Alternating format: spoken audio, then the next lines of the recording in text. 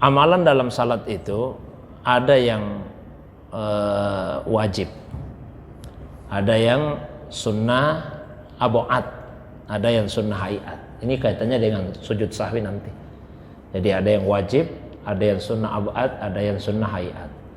Kalau wajib yang ditinggal, maka mesti yang wajib itu diganti dulu. Tidak bisa hanya sujud sahwi saja, harus diganti dulu yang rukun atau yang wajib itu. Ya, jadi tidak bisa mengatakan kita sujud sahwi saja, tidak boleh. Yang rukunnya harus diganti. Misalnya pernah ada kejadian, Pak, sampaikan ke saya, Ustaz, kami kemarin itu salat zuhur 3 rakaat. Nah, terus apa yang dilakukan? Ya setelah selesai salat ribut-ribut karena semua ragu-ragu, ribut-ribut. Nanti setelah itu baru semua sepakat ya memang kurang. Terus apa yang dilakukan? Katanya Pak Imam sujud sahwi saja. Oh, enggak boleh begitu. Karena 1 rakaat yang ditinggalkan itu di dalamnya banyak rukun. Jadi apa yang harus dilakukan? Tambah dulu 1 rakaat. Setelah itu baru sujud sahwi. Jadi kalau rukun yang ditinggal, rukunnya harus diganti. Tidak cukup hanya dengan sujud sahwi saja. Nah, itu satu. Yang kedua sunnah ab'ad. Nah, kalau sunnah ab'ad yang ditinggal, sunnah ab'adnya tidak usah diganti. Cukup dengan sujud sahwi. Jadi sudah beda ini, Pak. Kalau rukunnya diganti, sujud sahwi juga.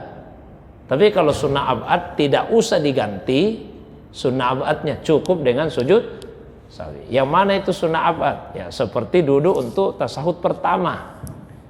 Jadi duduk untuk tasahud pertama itu bukan rukun salat. Dia adalah sunnah ab'ad. Kalau tertinggal, dilupakan ini duduk untuk tasahud pertama langsung berdiri, maka tidak usah diganti duduknya. Cukup dengan sujud sahwi saja.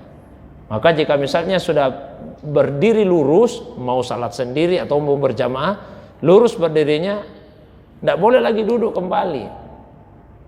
Misalnya kita salat sendiri, Pak, sudah berdiri lurus. Aku lupa tahiyat ini, tidak duduk. Kan tidak usah duduk. Dilanjut saja salatnya. Nanti sebelum salam sujud sahwi. Nah, begitu juga dalam jamaah, imamnya sudah lurus berdirinya, tidak usah lagi disuruh turun. Tidak usah. Kecuali kalau sementara bergerak naik, setengah jalan begitu, langsung subhanallah. Kan bisa jadi ketahuan, Pak, kalau suaranya imam panjang itu takbirnya Allah, kenapa panjang sekali, kayaknya mau berdiri ini imamnya. Udah langsung tasbih subhanallah. Ya. Atau imam ragu-ragu, maka dia bergerak jangan terlalu cepat, supaya tidak cepat berdirinya lurus. Nah, itu yang kedua. Yang ketiga, kalau sunnah hayat yang ditinggal tidak usah diganti, tidak usah juga sujud sahwi. Ya, yang mana contohnya sunnah hayat? Seperti angkat tangan kalau mau ruku atau bangun dari ruku.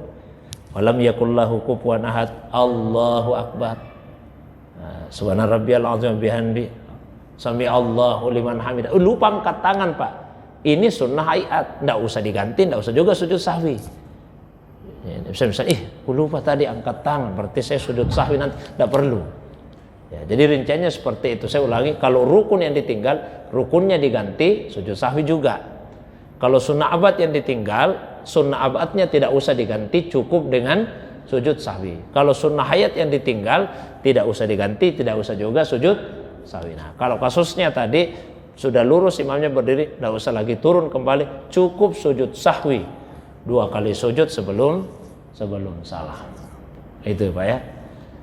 Kemudian ya istilaf tadi kan sudah disebut itu rincian-rinciannya, tidak perlu lagi saya ulangi. Yang ingin saya tambahkan, itu mudah kalau posisi imam kelihatan. Ya, jadi yang dijelaskan tadi 3 itu kalau posisi imam kelihatan. Sekarang kalau posisi imam tidak kelihatan, sementara sujud Pak kentut, maaf. Ya, kalau lagi berdiri kentut kan mudah saja, dia kasih isyarat ya ke makmum untuk mengganti. Tapi kalau sujud, bagaimana caranya imam itu memberikan isyarat? Karena tidak boleh misalnya imam pura-pura kentut misalnya, biar dulu deh sekali saya berdiri dulu. Nanti kalau sudah berdiri baru saya, kalau tidak boleh. Begitu batal wudunya, langsung dia tidak boleh melanjutkan salatnya. Nah, kalau terjadi hal yang seperti itu, imamnya berhadas sementara dia sujud, maka dia menyentuh salah seorang makmumnya yang akan dituju untuk menggantikan dirinya. Lalu makmum yang disentuh itu kemudian dia paham, ini imam sentuh saya, berarti dia meminta saya untuk menggantinya. Maka langsung diambil alih oleh makmum tersebut. Tapi jangan dulu pindah tempat, masih tetap di tempatnya. Dia takbir, kalau misalnya sementara sujud kedua, takbir lalu berdiri. Nanti setelah berdiri baru kemudian dia maju.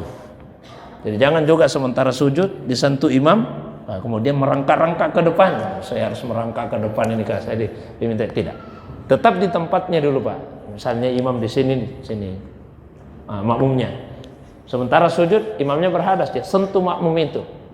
Maka makmum yang mengambil alih tapi masih di tempat, langsung berdiri, Allahu Akbar. Setelah berdiri, imamnya keluar, lalu kemudian makmum itu maju ke depan.